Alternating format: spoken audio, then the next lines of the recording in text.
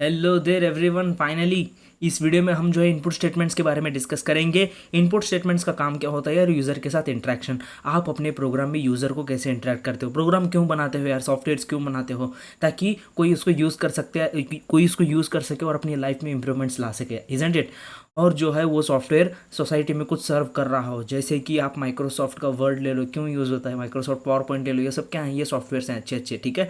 अब हम क्या करेंगे, तो वहाँ पर क्या होता है, यूज़र के साथ इंटरेक्शन होता है। बेसिकली हम ये बेसिक पार्ट है यार कि यूज़र के साथ कैसे इंटरेक्ट करें, क्या होता है प्रोग्राम में वगैरह। ये बेसिक पार्ट अगर आपने अच्छे से अंडरस्टैंड कर लिया तो आगे के कॉम्प्लेक्स कॉम्प्लेक्स टॉपिक्स जो है आपको ईजी से समझ में आ रहे होंगे। इवन आपको कॉम्प्लेक्स भी नहीं लगेंगे जब आपको इस चीज़ की अंडरस्टैंडिंग होगी। तो बेसिकली यार प्रोग्राम क्या करता है, जब कभी भी आप उस मेथड को या फिर यूज़र के साथ इंटरेक्शन के लिए अपने प्रोग्राम को या फिर अपने कंप्यूटर को बोलते हो, तो वो क्या करेगा, रुकेगा कि यूज़र कुछ एंटर करे, यानी कि कुछ कीबोर्ड से, अपनी कीबोर्ड से कुछ टाइप करे, कुछ इनपुट डेटा दे। तो इसीलिए वो वेट करता है। वही चीज़ यार इनपुट स्टेटमेंट करते हैं। उस चीज़ को मैंने अच्छे से नोट्स में एक्सप्लेन किया है, ठीक है। सीधा हम चलते हैं उस नोट्स की ओर। और हर वीडियो की तरह इस वीडियो में भी आपको खूबसूरत नोट्स, हैंड रिटन नोट्स मिल रहे हैं। इन चीज़ों का फ़ायदा उठाइए, ठीक है। चलते हैं सीधा इन नोट्स की ओर। Reading a line of text, ठीक है। To get the input data from the user, Dart is having a library Dart.io which helps in taking input and even output also. Dart IO यार एक library है, मैंने बताया था आपको library क्या होता है, जो कि डेवलपर्स लिख रखे हुए कोड ऑफ ब्लॉक्स रहते हैं लाइब्रेरी। मैं उस लाइब्रेरी के आपको ग्रो थ्रू दिखाऊंगा कि लाइब्रेरी कैसे लिखी होती है आपको इस। और उसके अंदर यार दो फंक्शंस हैं बेसिकली, एक है S T D in read line sync और एक है एस टी डी राइट।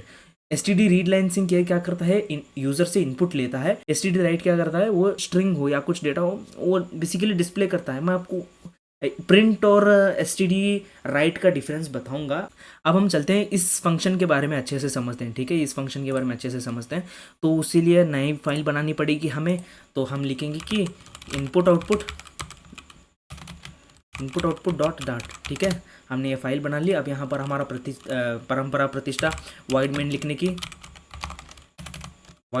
की हमें ये हैबिट डालने हैं। और उसके बाद हम क्या करेंगे, पहले एक वेरिएबल बनाएंगे। पहले एक वेरिएबल डिक्लेयर करेंगे, ठीक है। वो होगा हमारा इंट ए, ठीक है। वेरिएबल डिक्लेयर करेंगे। अब मेरे को ये वेरिएबल डिक्लेयर करना है। इस वेरिएबल में मेरे को यूज़र से डेटा स्टोर करवाना है। इस वेरिएबल में क्या करना है, मेरे को यूज़र से डेटा स्टोर करवाना है, जो कि एक नंबर एंटर करेगा। हम पहले नंबर नहीं, नाम से शुरुआत करते हैं, ठीक है। नाम से लिखेंगे, स्ट्रिंग नेम बोलेंगे, ठीक है। अब मेरे को क्या करना है, यूज़र से अपना वो पहले ये प्रोग्राम क्या करेगा, ग्रीट करेगा, ठीक है। हेलो हेलो, मान लो मैं अपना नाम देता हूँ हुसैन, क्या मैंने अपना नाम दिया तो वो बोलेगा हेलो हुसैन।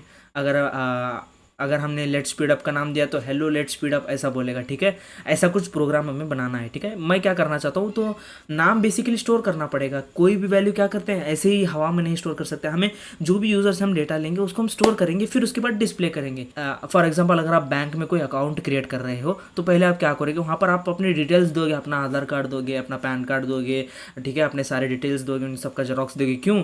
पहले उनकी क्यों उन्हें अपना डेटा स्टोर करना है। स्टोर करने के बाद उस पर्टिकुलर बैंक के ऐप में आपको अपना डेटा दिखाएगा। यही सिंपल लॉजिक लगता है, ठीक है। आई होप आपको रियल वर्ल्ड एग्जांपल से ये चीज़ समझ में आ गई होगी कि क्यों हमें ऐसा स्टोर करना है। तो स्टोर करने के लिए हमें पहले एक जगह डिक्लेयर करना पड़ेगा, एक स्पेस डिक्लेयर करना पड़ेगा। हम बेसिकली डार्ट में क्या करते थे, हम कहते थे कि पहले डेटा टाइप बोलते थे। डेटा टाइप यानी कि किस टाइप का डेटा हमें स्टोर करना है, और उसके बाद वेरिएबल का नाम बोलते थे, और उसके बाद यहाँ पर हम डेटा लिखते थे, ठीक है। हम यहाँ पर उस डेटा को स्टोर करते थे। लेकिन अब मैं क्या कर रहा हूँ, पहले डिक्लेयर कर रहा हूँ। हम डायरेक्टली तो डेटा स्टोर नहीं करना चाहता मैं। डायरेक्टली पहले मैं यूज़र से डेटा लूँगा, उसके बाद उसको उसके अंदर स्टोर करूँगा, इजंट इट। तो मैं इसको डिक्लेयर करने के लिए ये डेटा यूज़र यार कुछ भी डेटा दे सकता है। वो डेटा ज़ीरो भी हो सकता है, वो डेटा एम्प्टी स्ट्रिंग यानी कि नल भी हो सकता है। नल यानी कि कुछ भी नहीं, खाली। नल यानी कि एम्प्टी, वो भी हो सकता है।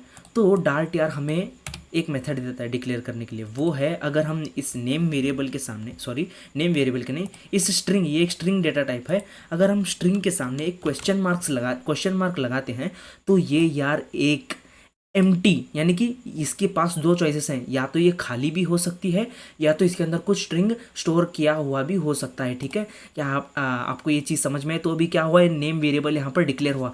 मैं अभी क्या करता हूँ, इसको प्रिंट करके दिखाता हूँ, आपको पूरा डाउट क्लियर हो जाएगा। नेम वेरिएबल को प्रिंट करते हैं, कंट्रोल एस से सेव किया और इसको रन किया। अब यहाँ पर नल प्रिंट होगा, बेसिकली देखिए नल प्रिंट हुआ। तो अभी क्या है, इसके अंदर नल स्टोर है। मैं इसको अभी प्री डिफाइन करता हूँ, नेम इज इक्वल टू मैं क्या करता हूँ, फू। नेम अगर फू है तो सेव करते हैं, रन करते हैं। अभी यहाँ पर फू प्रिंट होगा। मैं इसी प्रिंट स्टेटमेंट को ऊपर भी, उसके ऊपर भी करके दिखाता हूँ, तो आपको जो है सारे डाउट्स क्लियर हो जाएंगे। पहले नल थी, उसके बाद हमने फू को स्टोर किया उसके अंदर। क्या आपको ये चीज़ क्लियर हुई? यही था यार नल वेरिएबल डिक्लेयर करने का, वेरिएबल डिक्लेरेशन के बारे में मैंने आपको समझा दिया है। तो ग्रेट, अब हम चलते हैं सीधा, क्या करते हैं, इस वेरिएबल के अंदर जो है हम डेटा स्टोर करते हैं। तो अभी यूज़र क्या कर सकता है, हमें नल वैल्यू भी दे सकता है। नल वैल्यू, अब ये नहीं पूछोगे कि नल वैल्यू क्या है, मैंने एक्सप्लेन किया है। नल वैल्यू यार एम्प्टी स्ट्रिंग, कुछ भी हो सकता है, नल खाली। ठीक है, स्ट्रिंग नल नेम, स्ट्रिंग टाइप क्या है, नल है। इट मे बी नल और it may B storing a string. तो अब हम फंक्शन को एग्जीक्यूट करते हैं। क्या फंक्शन है वो, क्या फंक्शन मैंने लिखा था इधर, क्या फंक्शन लिखा था, std in read line sync. ठीक है, std in dot read line sync और फंक्शन को कॉल करना है। ठीक है, अभी ये कहेगा एरर क्या दे रहा है, अनडिफाइंड नेम std in। क्यों एरर दे रहा है, क्योंकि यार ये जो इनपुट फंक्शन जो है, it's not a built in function. Built in function क्या है, बिल्ट इन फंक्शन यार डार्ट की कोर लाइब्रेरी के साथ आती है। जैसे कि हमारा ये प्रिंट फंक्शन वो बिल्ट इन फंक्शन है। हम प्रिंट को यूज़ करने के लिए कोई एक्सटर्नल लाइब्रेरी हमें इंपोर्ट करने की ज़रूरत नहीं है। तो इसीलिए यार ये जो है रीड लाइन सिंक जो है, ये स्टैंडर्ड std in, ये एक डार्ट का एक इनपुट आउटपुट पैकेज का, इनपुट आउटपुट लाइब्रेरी का फंक्शन है, मेथड है। फंक्शन से अच्छा मेथड वर्ड यहाँ पर यूज़ करना है। ठीक है, अब मैं क्या करता हूँ, उस लाइब्रेरी को हमें इंपोर्ट करना पड़ेगा। पहले डार्ट को बताना पड़ेगा कि डार्ट भैया जाके उस लाइब्रेरी को हमारे प्रोग्राम में उठा लेकर आओ। वो क्या करेगा, पूरी लाइब्रेरी हमारे प्रोग्राम में इंक्लूड करेगा। वो कैसे, इम्पोर्ट डार्ट, बोलेंगे डार्ट आयो, नाम से ही काम, डार्ट इनपुट आउटपुट, क्या बोल रहे हैं, लाइब्रेरी डार्ट आयो। ठीक है, क्या आपको ये चीज़ समझ में आई, कि हमें क्यों उस चीज़ को इंपोर्ट करना है? तो अभी हमें ये इसका फंक्शन भी दिखा रहा है। देखिए ये रीड लाइन सिंक, ये मेथड क्या कर रहा है, ये रिटर्न कर रहा है string of type null, it may be null. ठीक है, reads a line from standard input. क्या आपको ये चीज़ समझ में आई, क्या आप इस चीज़ का फील ले रहे हो? देखो यार, फील लो, रटने की कोशिश मत करो। ठीक है, अब मैं क्या करूँगा, ये नेम क्या करेगा, ये जो भी वो बोलेगा वो स्टोर कर लेगा। इससे पहले हम एक अच्छा प्रोग्राम बना रहे हैं, तो मैं चाहता हूँ कि शुरुआत में एक अच्छी सी एक लाइन डिस्प्ले हो कि hello there enter your name. ठीक है, तो मैं वही करूँगा, मैं बोलूँगा print hello there please enter your name. ठीक है, हम बोलेंगे प्लीज़ एंटर योर नेम बोलेंगे, ओके। वो बोले, उसके बाद ये रीड लाइन क्या करेगा, वेट करेगा। ये रीड लाइन वेट करेगा कि जब तक आप इस कीबोर्ड से जो है आप इनपुट ना दो, तब तक वो वेट करेगा कि यूज़र कुछ इनपुट दे, ऐसे वेट करेगा। जैसे इनपुट आया, फटाक से अपना नेक्स्ट लाइन को जाएगा। कोड क्या करेगा, प्रोग्राम क्या करेगा, नेक्स्ट लाइन को जाएगा। नेक्स्ट लाइन क्या करेंगे, हम प्रिंट करेंगे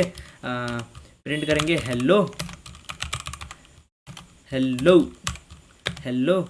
और मैंने स्ट्रिंग इंटरपोलेशन बताया था। इंटरपोलेशन से हम क्या करते हैं, कोई भी वेरिएबल को यहाँ पर प्रिंट कर सकते हैं इस डॉलर साइन की मदद से। ठीक है, ये डॉलर साइन हमारा इंटरपोलेशन में मदद करता है। ठीक है, अब इसको सेव करते हैं और रन करते हैं।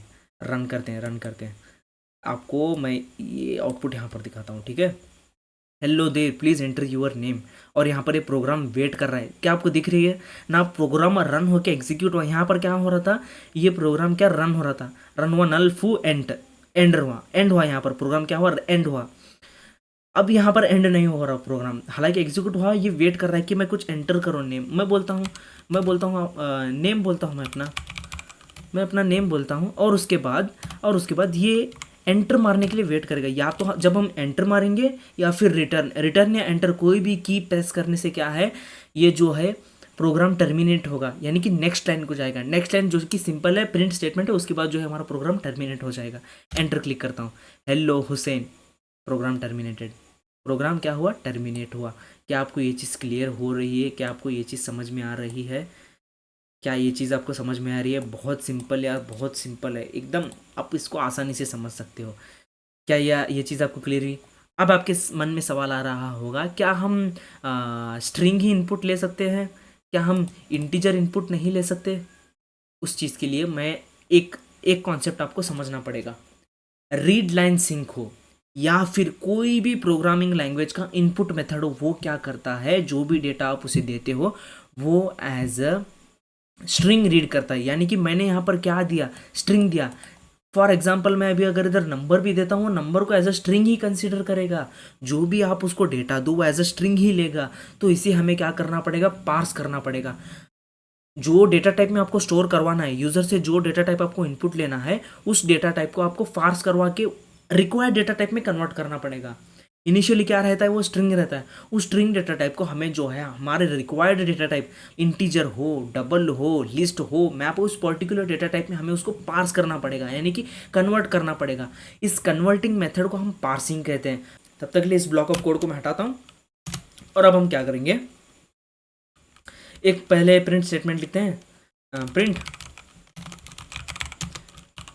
प्रिंट बोलेंगे enter A is equal to, ठीक है, enter A is equal to बोलेंगे। और हम क्या करेंगे, उसके बाद क्या करेंगे, ए को इनपुट लेंगे, int A is equal to वो क्या था हमारा, S T D in dot read line sync, read line sync, ठीक है।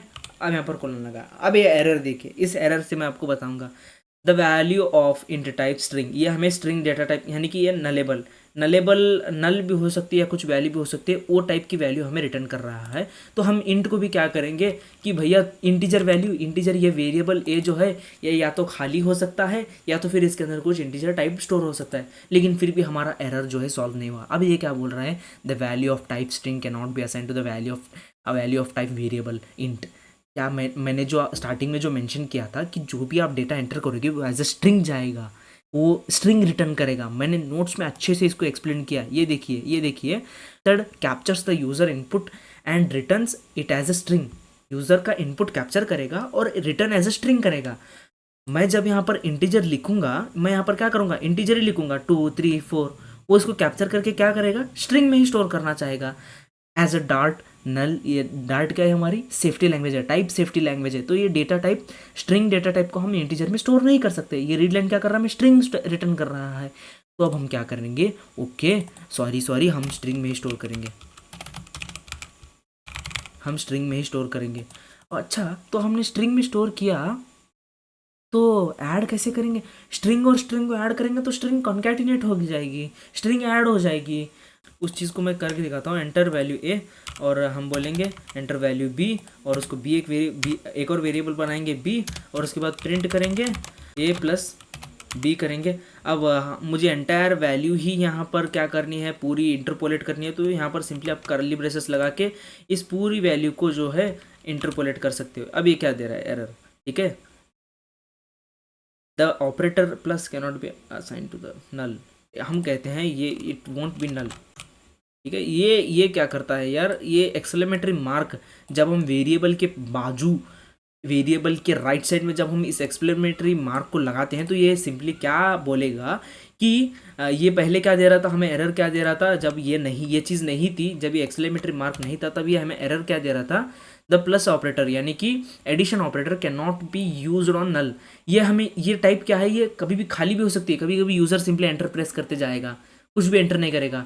तो आप एम्प्टी वैल्यूज़ के बीच में प्लस ऑपरेटर लगाने का क्या सीन है, इसीलिए ये एरर दे रहा है।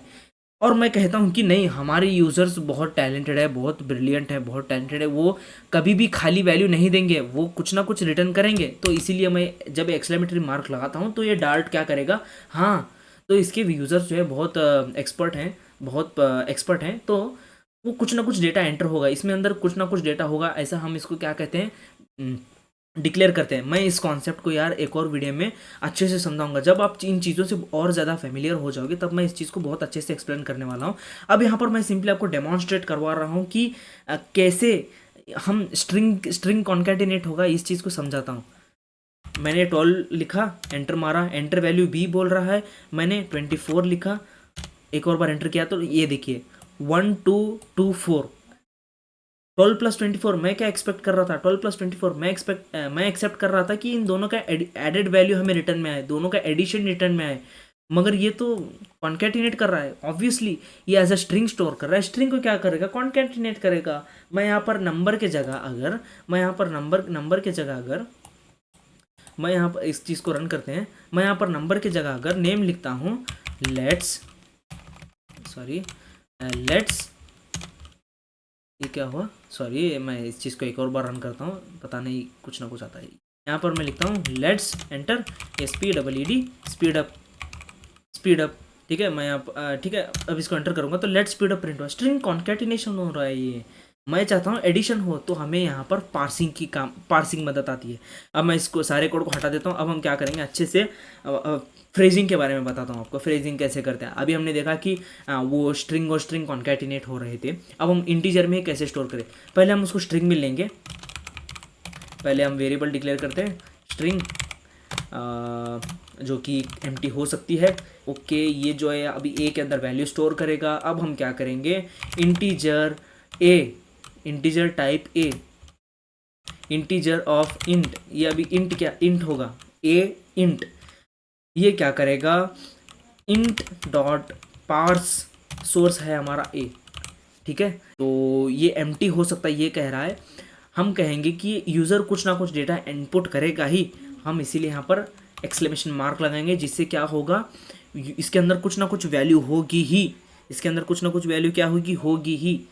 हाँ, तो अब हम क्या करेंगे, इस चीज़ को प्रिंट करके देखते हैं और उसका टाइप देखते हैं। Print A as A of Amar, हमें जो इंटीजर में उस चीज़ को स्टोर किया था उस चीज़ को प्रिंट करते हैं। कंट्रोल से सेव किया और इसको रन किया। अब ये वेट कर रहा है कि मैं कुछ डेटा यहाँ पर इनपुट करूँ। मैं 12 करूँगा, एंटर, 12 प्रिंट हुआ। 12 मैंने एंटर किया, 12 ही प्रिंट हुआ। एक मिनट, मैं आपको टर्मिनल ऊपर ला के दिखाता हूँ। 12 मैंने ये इनपुट दिया था, यही प्रिंट हुआ। रन करके दिखाता हूँ एक और बार प्रोग्राम को। ये देखिए अभी वेट कर रहा है कि मैं कुछ डेटा इनपुट दूँ। मैं 12 करता हूँ, एंटर, 12 प्रिंट हुआ। अब मैं यहाँ इसका डेटा टाइप आपको दिखाता हूँ। ए इंट का डेटा टाइप क्या दिखा रहा है, टाइप ऑफ इंट, ठीक है, टाइप ऑफ इंट दिखा रहा है। अब हम क्या करेंगे, इसको प्रिंटिफाई करते हैं प्रोग्राम को। Print A is equal to बोलेंगे और एक और वेरिएबल बनाएंगे जिसका हम नाम देंगे बी, और ये यहाँ पर एक और हम प्रिंट स्टेटमेंट लगाएंगे। कंट्रोल डी से मैं इसको कॉपी करता हूँ और ऑल्ट से इसको नीचे ले आता हूँ। इसी ब्लॉक ऑफ कोड को इसको हम बी करेंगे, बी की वैल्यू एंटर कर। और अब हम क्या करेंगे, बी को भी सिमिलर वे में पार्स कर देते हैं, ठीक है। बी को भी क्या करते हैं, पार्स कर देते हैं। बी को भी हम पार्स करेंगे, उसको भी हम एज अ इंटीजर स्टोर करेंगे। अब हम यहाँ पर क्या करेंगे, इन दोनों चीज़ों को ऐड करेंगे, ठीक है, इन दोनों चीज़ों को ऐड करेंगे। बी एज अ इंट, ठीक है, बी एज अ इंट, इन दोनों का एडिशन जो है हमें यहाँ पर देखने को मिलेगा। अब मैं इस चीज़ को भी प्रिटिफाई करके यहाँ पर अच्छे से प्रिंट करने की कोशिश कर रहा हूँ। आप सिंपली देखिए कि कैसे चीज़ों को करा जाता है स्टेप बाय स्टेप। एकदम सभी यार आप एकदम से ही एक्सपर्ट नहीं हो सकते। आपको बेसिकली धीरे धीरे सीखना पड़ेगा। प्रोसेस के साथ प्यार करिए, तब आप कोडिंग के साथ प्यार कर पाओगे, ठीक है। रन करते हैं इसको। अब यहाँ पर देखिए एकदम अच्छे से यार ये डेटा इनपुट करेगा। अब ये ए की वैल्यू एंटर करने को बोल रहा है। मैं कहता हूँ ए की वैल्यू है हमारी 12, एंटर। बी की वैल्यू एंटर करने को बोल रहा है, हम बोलते हैं बी की वैल्यू हमारी 24 है हमारी बी की वैल्यू। हम एंटर करते हैं a प्लस बी, ये हमारा आया 36। 12 प्लस 24 इज इक्वल टू 36। अब हम क्या करेंगे, यहाँ पर एक इक्वल टू साइन लगाएंगे तो बहुत खूबसूरत लगेगा, बहुत और ज़्यादा खूबसूरत लगेगा। इसको सेव किया और रन किया। और a की वैल्यू बोल रहा है, मैं बोलूँगा 12, b की वैल्यू बोल रहा है, मैं बोलूँगा 24, enter. a plus B is equal to 36। क्या आपको ये चीज़ क्लियर हुई? इनपुट के बारे में क्लियर हुआ, पार्सिंग के बारे में क्लियर हुआ। भैया आप क्या हम इसको इंटीजर में ही कर सकते हैं कि फॉर एग्जांपल अगर यूज़र कोई डबल वैल्यू डालता है 12.6 12.4, अगर वैसा कुछ डालता है तो क्या होगा? सिंपल है, बहुत सिंपल है। आपको इंटीजर पे आपने ये फ्रेज कंस्ट्रक्टर फंक्शन कॉल किया था, हम क्या करेंगे, डबल पर कॉल करेंगे। जिस चीज़ को आप Dart as a type safety है, तो ये रिटर्न में क्या करेगा, हमें डबल वैल्यू देगा, तो डबल वैल्यू में स्टोर करना पड़ेगा। तो मैं यहाँ पर डबल वैल्यू लिखता हूँ, DOUBLE, डबल यहाँ पर लिख दिया। अब अगर मैं यहाँ पर ए की वैल्यू पॉइंट ब्ला ब्ला ब्ला ब्ला बड़ा नंबर, और उसके बाद 34 पॉइंट ब्ला ब्ला ब्ला ब्ला बड़ा नंबर। अब इन दोनों को ऐड करके हमें क्या देगा, इंटीजर देगा, सॉरी डबल वैल्यू ही देगा। देखिए इन दोनों को ऐड करके हमें जो है एक आउटपुट देखने को मिल रहा है। क्या आपको ये चीज़ क्लियर हुई? बहुत सिंपल है यार, बहुत ही सिंपल है। आप बस इस नलेबिलिटी का कॉन्सेप्ट याद रखिए। नलेबल बहुत सिंपल है। ये एक्सक्लेमेटर मार्क क्या करता है यार, ये कहता है कि ये वैल्यू नल नहीं होगी। एक्सक्लेमेटर मार्क क्या है, ये कह रहा है कि भैया आप ये वैल्यू नल हो सकती है। ओके ओके भैया डार्ट, हाँ समझ में आ गया। हम कोड रन करते हैं, तो रन किया विदाउट एनी एरर्स। ये देखिए ए पूछ रहा है, मैं कुछ भी नहीं करूँगा, सिंपली एंटर प्रेस करूँगा, empty value empty value press करूँगा। ये एरर दिया मुझे, ये एरर दिया, ये एरर दे रहा है, मेरा प्रोग्राम यहाँ पर क्रैश हो गया। ये कुछ डार्ट ने कहा था कि अनहैंडल्ड एक्सेप्शन एरर ये थ्रो करेगा। मैंने यहाँ पर एक्सेप्शन को हैंडल ही नहीं किया था। एक्सेप्शंस को हैंडल करने के लिए हमें यार इफ एल्स ब्लॉक का यूज़ करना पड़ेगा। एक्सेप्शंस कैसे हैंडल करते हैं हम इस चीज़ को भी सीखेंगे आने वाली वीडियोस में। अभी फ़िलहाल के लिए हम ये एज्यूम करेंगे कि हमारे यूज़र्स क्या हैं, एक्सपर्ट हैं, वो हमें कुछ ना कुछ वैल्यू इनपुट देंगे ही। इसीलिए यार मैं डार्ट को बहुत खूबसूरत लैंग्वेज कहता हूँ। डार्ट को ऐसे ही डिटेल्ड वे में सीखते जाएंगे। हमने बेसिक से शुरू किया था, अब हम नल अवेयर के नज़दीक जा रहे हैं। मैं तब तक वेट कर रहा हूँ नल अवेयर एक्सप्लेन करने के लिए यार, जब तक हम कंडीशनल स्टेटमेंट जब तक इंट्रोड्यूस ना हो जाए तब तक मैं नल अवेयर को एक्सप्लेन करना नहीं चाहता। क्योंकि यार ये अगर मैं अभी से आपको पूरा डिटेल में समझा दूंगा तो आप कन्फ्यूज़ हो जाएंगे। आई नो मेनी स्टूडेंट्स यहाँ पर अभी भी अटके हुए हैं, यहाँ पर क्वेश्चन मार्क क्यों लगाया, यहाँ पर एक्सक्लेमेटरी मार्क क्यों लगाया। इस चीज़ को मैं क्लियर करूँगा। अभी फिलहाल ये समझिए, ये क्वेश्चन मार्क का मतलब क्या होता है, स्ट्रिंग डेटा टाइप खाली भी हो सकती है और इसके अंदर कुछ वैल्यू स्टोर भी हो सकती है। इंटीजर यार ये खाली भी हो सकती है या फिर इसके अंदर कुछ डेटा टाइप स्टोर भी रह सकता है। यही इसका मीनिंग है। अब यहाँ पर मैंने यहाँ पर एक्सक्लेमेटरी मार्क क्यों लगाया, यहाँ पर ये दो तरह के कंडीशन बन रहे हैं, इट मे बी नल और it may be having some value. तो ये बोलेगा तुम पार्स कर रहे हो एक ऐसी वैल्यू, नल वैल्यू को तुम पार्स कैसे करोगे, खाली डब्बे को तुम पार्स कैसे करोगे। तो ये एक एक्सेप्शन हैंडल कर सकते, यहाँ पर हमें एक एक्सेप्शन हैंडल करना पड़ेगा। अगर खाली हुई तो प्रोग्राम रिटर्न करे, तुम कुछ ना कुछ एंटर करो भैया। हाँ, अगर इसके अंदर कुछ वैल्यू है तो पार्स करे, तब यहाँ पर हमें एक्सक्लेमेटर मार्क लगाने की ज़रूरत नहीं पड़ेगी। तब यहाँ पर हमें क्या पड़ेगा, एक्सक्लेमेटर मार्क लगाने की ज़रूरत नहीं पड़ेगी। कोड देखेगा हाँ यार इसने हैंडल किया है, नल वैल्यू को हैंडल किया है, तो वो रन करेगा। मैं करके दिखाऊंगा। I am also excited to teach that thing, but I will teach in right time. ठीक है, मैं अगली वीडियोस में आपको समझाऊंगा ही। ठीक है, आप डरिए मत। डार्ट मैंने वादा किया है आपसे कि डार्ट मैं बेसिक से एडवांस को लेकर जाऊंगा, ज़ीरो से हीरो बनाऊंगा, तो ये वादा मैं निभाऊंगा स्पीड अप चैनल के अंदर। तो सीधा मिलते हैं हम नेक्स्ट वीडियो के अंदर। नेक्स्ट वीडियो में हम डेटा को आउटपुट, अब यहाँ पर क्या हो रहा है, ये ए के बाद ए के नीचे आ रहा है। मैं नेक्स्ट वीडियो में यार एसटीडी राइट के बारे में बताऊंगा कि हम इसको प्रीटिफाई कैसे कर सकते हैं प्रोग्राम को, इस चीज़ के बारे में एक्सप्लेन कर रहा हूँगा। तो सीधा मिलते हैं अगली वीडियो में। Till then keep speeding up yourself के बाय।